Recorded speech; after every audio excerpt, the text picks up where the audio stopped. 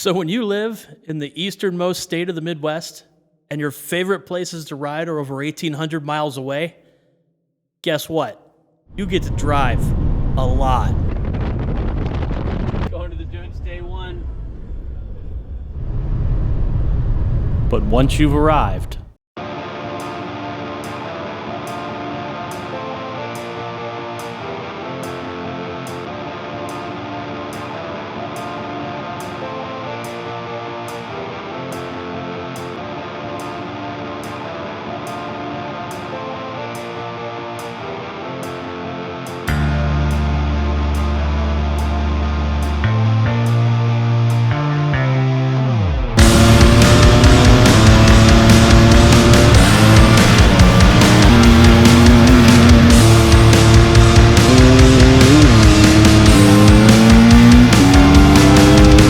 Sand Mountain, Utah. The Sevier Desert is found in west central Utah. In the northwest corner of the desert lies the Little Sahara Recreation Area. The Bureau of Land Management states Little Sahara as 60,000 acres of sagebrush flats, juniper-covered hills, and free-moving sand dunes. I just like to refer to it as 60,000 acres of fun. We arrived just before dark and knew we were in the right place as we passed this sign. We set up camp just in time for the rain to show up, and I went to work replacing the pickup coil that failed on my quad the day before. Speaking of the day before, not only did I lose a pickup coil, but I also broke the throttle cable on Jacob's quad, which meant I got to ride it out of the dunes using the super fun, always entertaining, and absolutely sketchy pull throttle. It's not going to crank unless you pull that cable a little.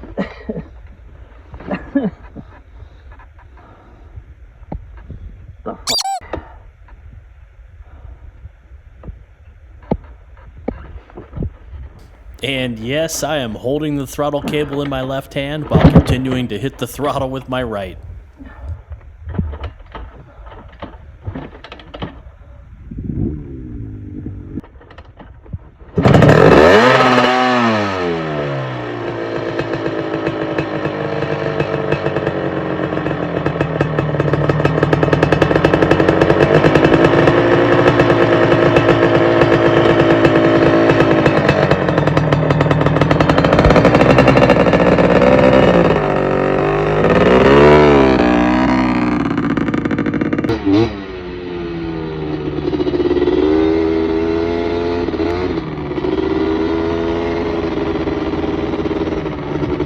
I even went as far as to do some crab hills with the pull throttle, but my cameraman failed me.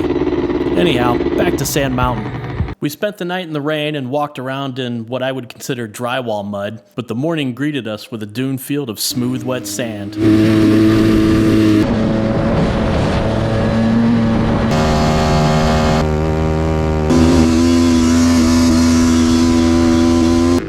So how tall is it? We're going to call the base of the hill 4,980 feet.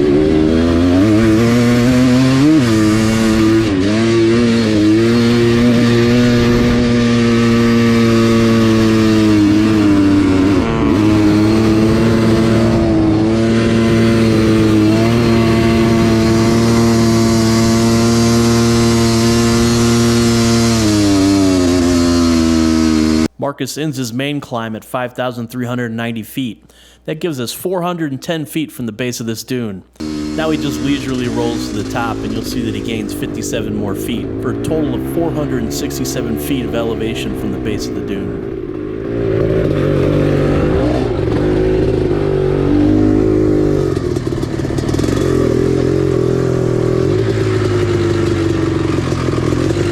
My first shot on the steep side, not so good.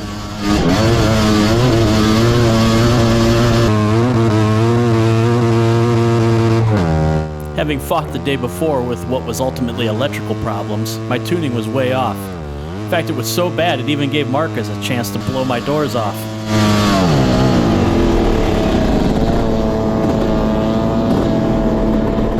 Aw, so sad. Now a quick trip back to the bottom, and a little twist to the power jet, and well,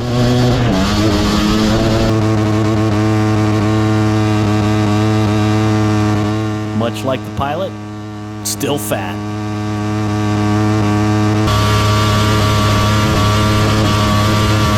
But this time I at least made it to the top.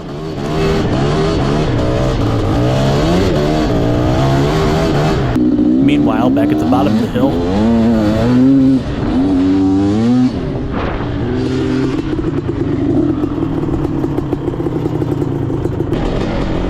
what's up, tire?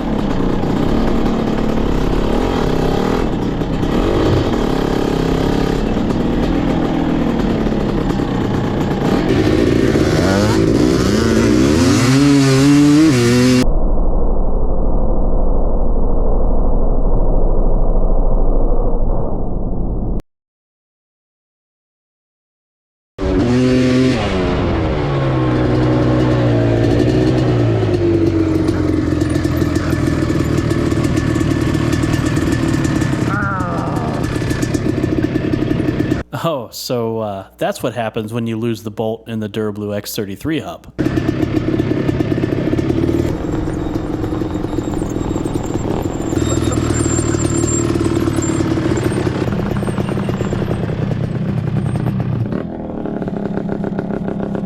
Damn it! My bolt came out. Yeah.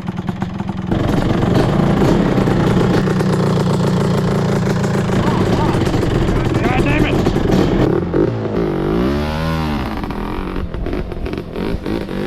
Where's my bolt at?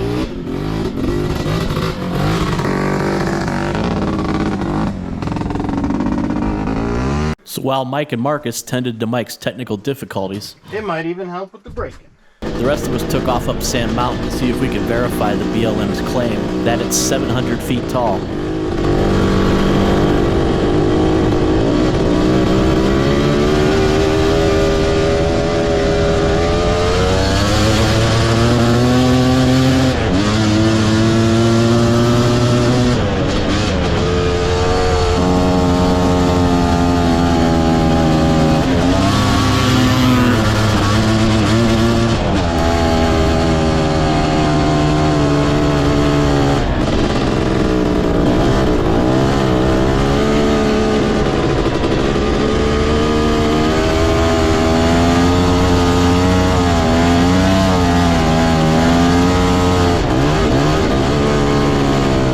So after some riding around, we found ourselves at 5,560 feet. That put us 580 feet above the 4,980 base of the dune.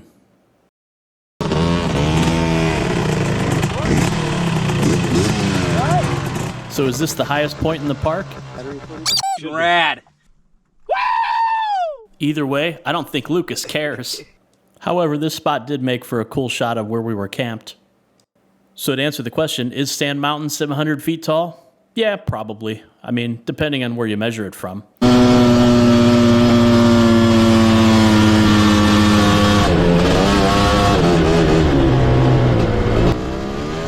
And while you won't find a run that takes you straight up 700 feet, you will find plenty that puts you around 450 to 500, and there's a bunch of other challenging trails that'll take you up even higher.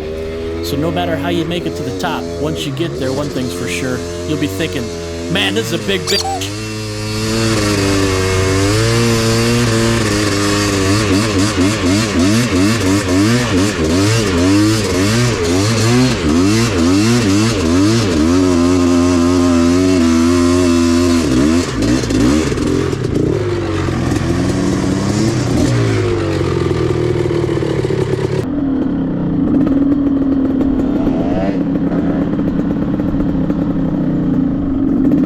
And once you're over the big hill, there's sand for hours.